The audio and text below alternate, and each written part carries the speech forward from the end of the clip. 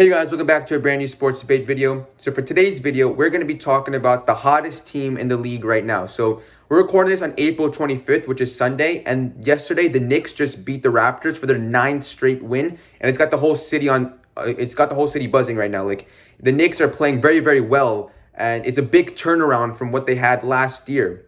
And I don't think many people saw this coming. Fourth seed in the Eastern Conference. If the season ended today, they would be hosting a first-round playoff series at Madison Square Garden. Now, there are a lot of players on the team, obviously a lot of coaches on the coaching staff, but between the players and the coaches, who do you think has the biggest impact on this team, right? In other words, who do you think is the most responsible for the Knicks' success this season? So, Dylan?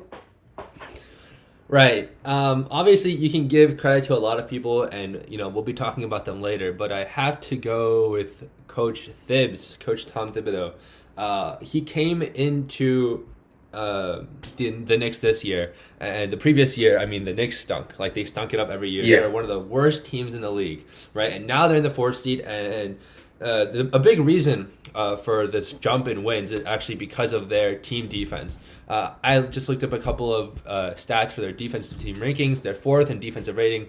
They're first in field goal percentage, 3-point percentage, all of that stuff. And that's really due to Coach Tom Thibodeau. Because last year the Knicks were 23rd in team defense, and now they're first. And obviously Tom Thibodeau is a defensive-minded coach, and that's why we brought him in. But none of us really expected this big of a change to happen this quickly. And I'm really impressed with this performance, and I think he's hands down Coach of the Year. Yeah. You said everything everything you said was spot on in my opinion. You brought up the stats, 23rd defense, first defense, and if you want to get even more specific, I think they're first in points allowed, first in opponent field goals allowed, first in opponent 3-point percentage, first in opponent field goal percentage. They're first in a lot of categories, and the fact that what Coach Thibodeau has done this season is just unbelievable. I have to agree with you. He has to be the coach of the year. I don't see how you can give the coach of the year to anybody else except him. The turnaround that he's had from being a laughing stock of the league, pretty much. The Knicks were in the news for all the wrong reasons, Patrick Ewing and disrespecting their legends and whatever drama, James Dolan, whatever drama they were in, they were in the news for all the wrong reasons, and now they're in the news for all the right reasons. And it's well deserved based off what Coach Thibodeau has done this season. Another thing you have to respect is that he's changed the culture. This was a team that a couple seasons ago, no free agent probably wanted to play for them. It's New York City. It's one of the biggest cities in the world, one of the biggest sports market in the world, and Madison Square Garden, yet no free agents really wanted to play for them. The biggest recent example was Kyrie Irving and Kevin Durant choosing Brooklyn over the New York Knicks. And now the fact that Coach Thibodeau has changed the culture, this is a very attractive team to play for both the reasons I mentioned above, right? Madison Square Garden and the Knicks, and the fact that they're winning now. And next time we see free agents, I know Zion Williamson a couple days ago said that the Knicks, New York is his favorite place to play besides New Orleans. And I wouldn't be surprised if we saw a couple of big time free agents come over to the New York Knicks now because of what Coach Thibodeau has done. I know Shivam is talking about free agent players coming, but let's talk about the players that we have now. And one of the key contributors besides Coach Thibodeau is Julius Randle. And this guy is, I think, the odds-on favorite to win NBA Most Improved Player this year. And just to look at his stats, last year the guy was still pretty good, right? Don't get me wrong. He was averaging 20 points on pretty good shooting. But this year, what he's really done is he's kicked up his three-point shooting another notch. Last year, he was 28% from the field. 28% from the three. Now, that's actually well below league average, and that was not good at all, right? But now he's shooting a scorching 41.6% from the field. The guy has changed his shooting mechanics. He is stroking it from deep, and he is probably the most valuable player to the Knicks and one of the key contributors to their success this year.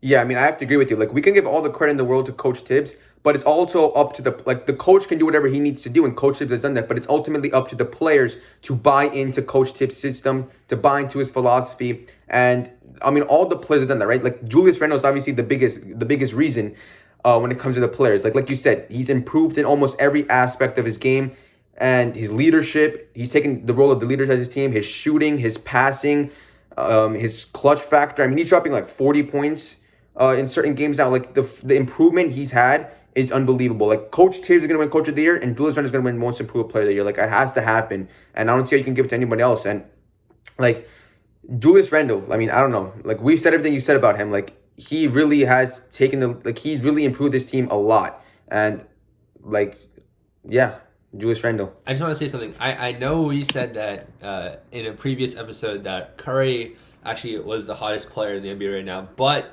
I mean, Julius Randle has got to be second, right? The dude is playing out of his mind these past few games. Yeah. I mean, where would the Knicks be without him? But, like, also, other players as well. Like, we got to give credit to other players as well. Derrick Rose has come in here and done very well. RJ Barrett has improved his game from last year. Like, every single one of these players has improved their game.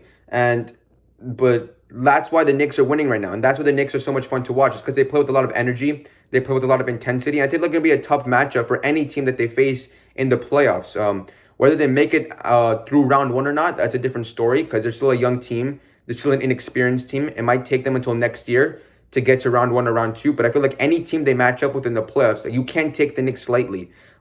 Defense wins championships. And as we mentioned before, they have the number one defense in the league.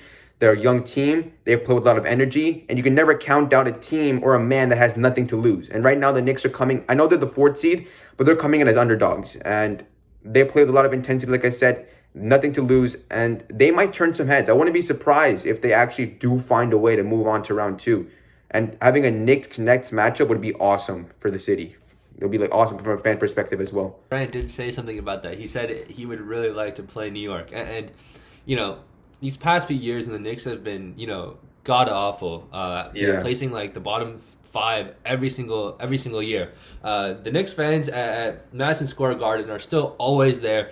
The stadium is always packed out, and the people are still screaming, even when, you know, we had some not so good teams. And the only thing that really sucks about this year, even though our performance is so good, is that, you know, there's still a lack of fans. And I just wish that, you know, after this whole thing, this pandemic is over, then when we go back to having fans in the stadium, that the Knicks can still be this good and we can still root for a team that's a playoff contender or even a championship contender, hopefully, in the future.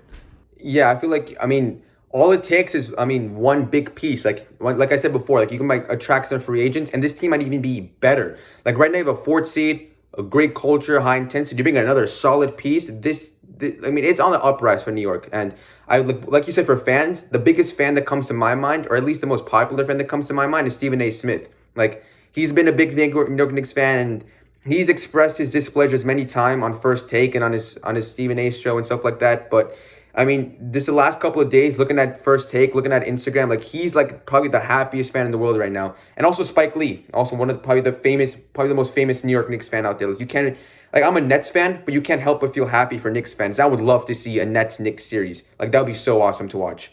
The city of New York and also Brooklyn inside New York would be buzzing, and it would be probably the biggest thing to happen in New York sports in many, many years.